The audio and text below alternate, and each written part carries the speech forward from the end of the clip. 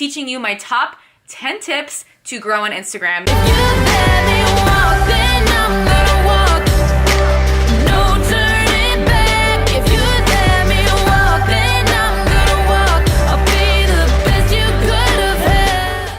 What's going on, everyone, and welcome back to the Amanda Bucci Business Channel, where we talk all about business development, social media growth, and personal development, because one of my biggest missions in life is helping you figure out how to exactly grow your online presence and share your talents and gifts with the world by showing you through this YouTube channel and my podcast and everywhere else. So I'm super excited to bring you guys this episode today, teaching you my top 10 tips to grow on Instagram. Now, this video might seem simple, but it's honestly the smallest things that you're going to hear in this video that might make the biggest difference for you. The first tip to grow on Instagram is to create captivating content, the 3 C's. Obviously, like I said, that seems pretty obvious, but creating captivating content is something that I think a lot of people just forget about. Captivating means keeping someone's attention, making it interesting, funny, entertaining, resourceful, informational, something along those lines. Because there are so many millions of users on Instagram that if you're finding a page and it's not captivating at all, it's not interesting, it's not funny, it's not entertaining, it's not useful, you're just gonna leave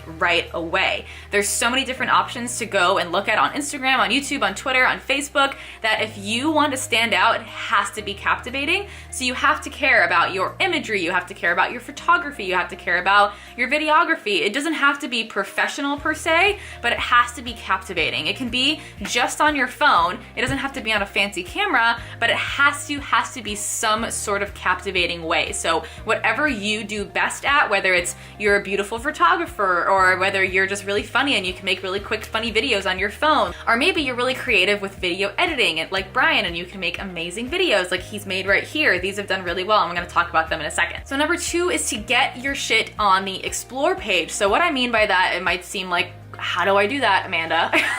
The way to do that is a couple different ways. So if you think about the explore page like a business, you have to make sure that you understand what Instagram is doing. So Instagram is trying to create an amazing experience for each user. So I asked a couple of people from my audience to share their explore page, just people who are looking for online fitness coaches, because a lot of people might be here as an online fitness coach. These are what the explore pages of various people look like. So a couple of things that I noticed that are really similar. Number 1, something that is trending. So these pictures were on Christmas. Almost all of these explore pages have some sort of holiday post in them. So if you have a Santa hat, a Christmas tree, if there is a holiday or an event going on, current events, pop culture, any of those things, that can get you on the explore page. If there's a video, obviously you see on the explore page, there is at least 1 or 2 or 3 videos on everybody's explore page, especially in that big section.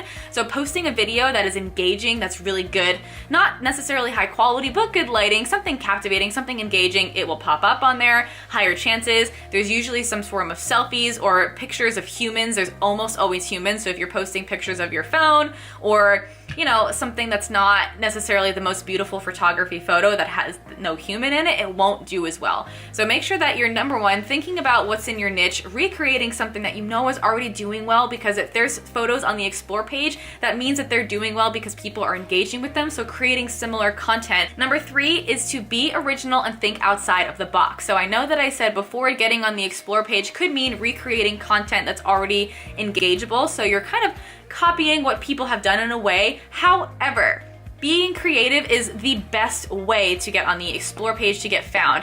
Think of people like Vine creators like Lele Pons, Hannah Stocking, Inanna Sarkis, all of those people who are creating amazing, funny videos are all being really, really creative. And yes, they have teams behind them to create these videos. However, they're some of my favorite people to watch because there's always something new. It's always something interesting.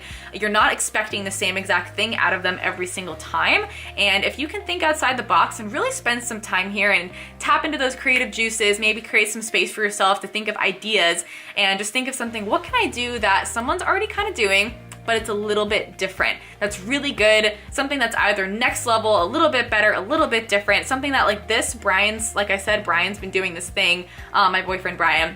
That's a informational video, but he has a green screen behind him. He has a countdown timer. There's an amazing thumbnail. It's just in a really captivating way that's different from what other people are doing. Somebody was the first person to make infographics. Somebody was the first person to make side-by-side X or check videos on fitness social media. I'm pretty sure it was Fitness IQ. So number 4 is to be a part of the conversation. So yes, it's an amazing thing if people find you and start engaging with you. However, one of the best ways to get people to find you is to go to places that there's already a conversation. So comment on bigger pages, comment on other people's content, comment on other people's things so you can be a part of the conversation. Gary Vee says it's the $1.80 tactic. So go to 10 different hashtags, the top 9 posts, comment on those posts, something that actually makes sense, something that's relevant, something that's helpful, something that's adding to the conversation, not just a stupid fucking emoji, something helpful, resourceful, informational, something that shows that you are there to chat and talk and discuss and be social.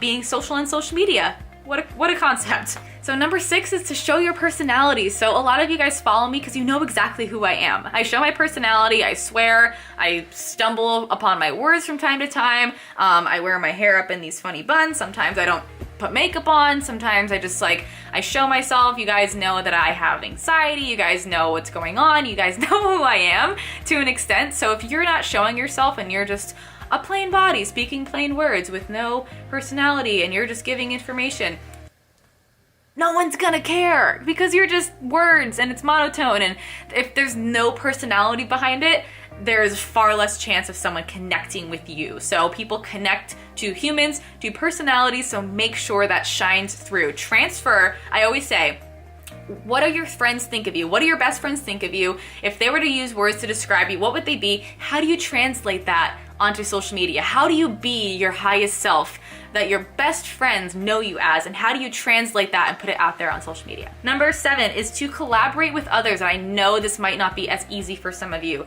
Maybe you live in a really remote area, like somewhere in Iowa, and you don't have anyone to collaborate with. One of the best ways I've seen people collaborate is really just to share people on, if you have a friend that's also doing something in the same niche, but maybe they're slightly different, sharing on your Instagram stories why their thing is awesome.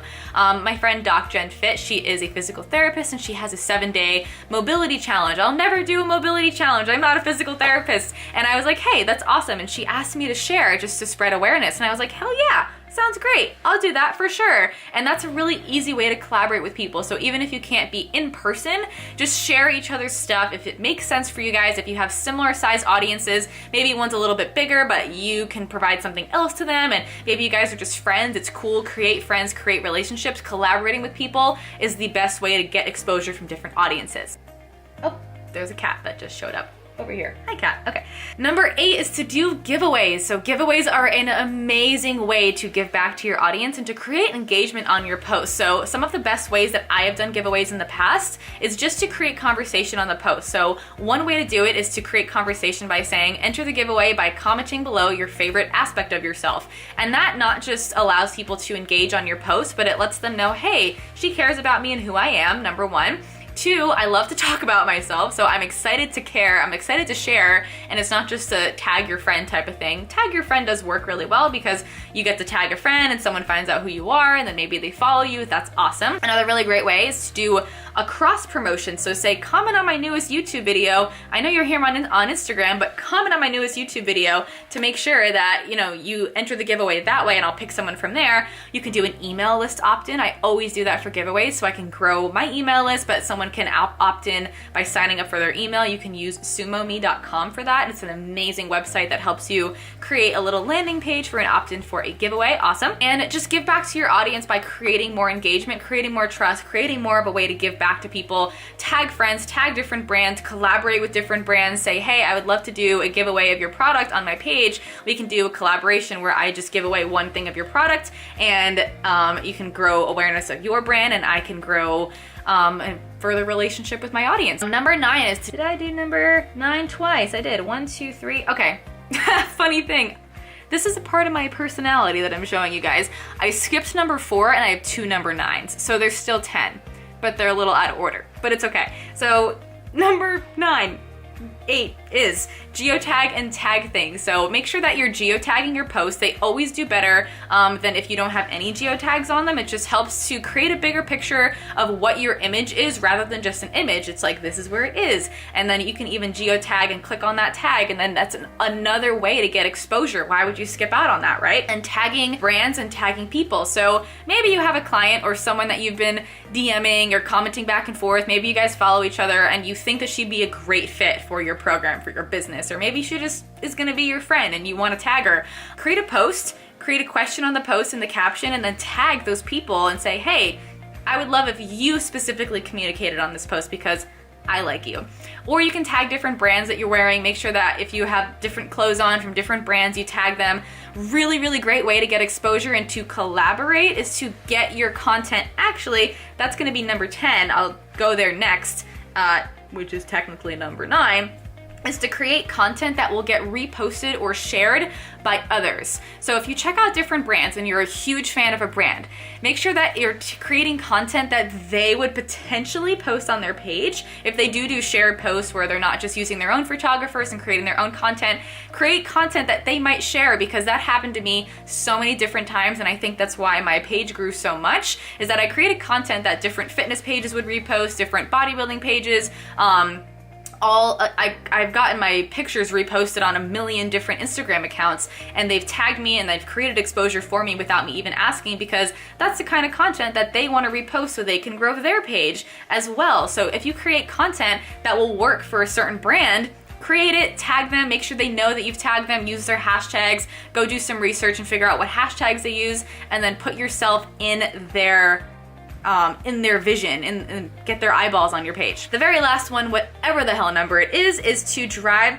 your followers to your business. So this isn't necessarily for Instagram growth in particular, but it's for the better good of your business. So if you're just on Instagram, no, you don't own those followers. Mark Zuckerberg owns those followers, so he can do whatever the heck he wants with the Instagram algorithm. You never know what's gonna happen. A lot of people have been affected by the algorithm, and I will make a whole video on this topic in and of itself. However, you don't own your followers, you don't own the way the platform works, you don't have control of it, you're just renting out the space essentially. So if the best way to get people that are following you to follow along on the rest of your journey and potentially stay with you, and they never get to miss an email from you or they never get to miss content from you, is to get them on your email list. So the number one best way to do that is to have a call to action at the end of your post and say, join my email list, or to get this free guide or a free thing, any kind of freemium, a freebie, something that will help them and provide value to them, solve a problem for them completely for free, that will get them onto your email list, which is something that I don't see. I only started my email list back in February of 2017, and I seriously wish I started it 3 years ago when I started my Instagram, because having an email list means that you get to show up in the inbox of someone every day, and people open their emails every single day, and they don't necessarily always get to see your posts. They might be affected by the algorithm. Maybe there's only a certain percentage of your followers that actually see your posts, but when they get directly into someone's email, they're gonna see your email. They might not open it, they might not read it, but there's a much higher chance of them seeing it, reading it, and hearing from you if they're on your email list. So an email list subscriber is far more valuable as a potential customer or a potential audience member than an Instagram following. Like, my email list is at 30,000 or so, or 35 right now. My Instagram is at 570,000. I would say my email list is more valuable. I'll just leave it at that. So those are my top 10 tips, however many numbers I said today, for growing your Instagram following. I hope you guys found this helpful and valuable. Share it with a friend if you found it interesting and you think it would help someone else on Facebook. And as always, if you're the first 3 people to comment in the comment section, I will give you feedback on your Instagram. So catch you in the next video. Turn the post notifications on, subscribe to the channel, like the video. I'll catch you guys in the next one. I'll be the best you could have had.